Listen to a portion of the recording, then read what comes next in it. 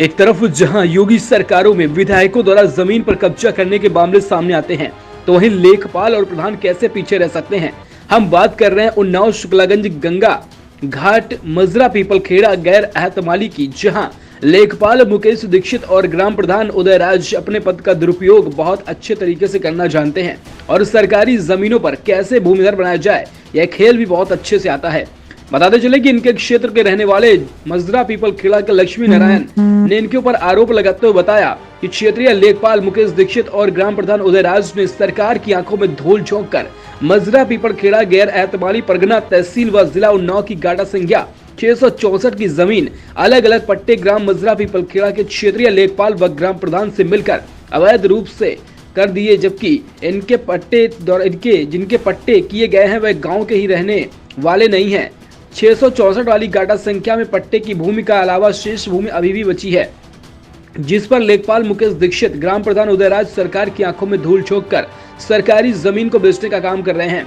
उसने उच्च अधिकारियों से प्रार्थना पत्र देकर जांच करने की अपील की है, लेकिन अभी तक कोई कार्रवाई नहीं हुई। बताते चलें कि इससे पहले लेखपाल मुकेश दीक्षित ग्राम प्रधान उदयराज के द्वारा ग्राम मजरा पीपलखेड़ा की सरकारी जमीन पर अवैध कब्जे की खबर दिखाई गई थी। कैसे सरकारी अभिलेखों में दर्ज सरकारी तालाब को भूमिधर दिखाकर अवैध प्लॉटिंग की जा रही है।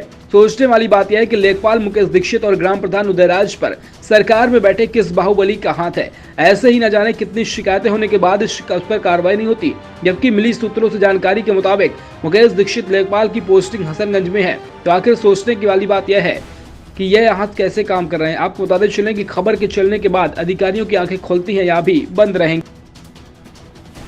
अरे ग्राम सभा की जमीन है, उसमें जीएस की जमीन है 664 नंबर। कहाँ पर है ये मजरा पीपलखेड़ा गैर एहतमाली में है।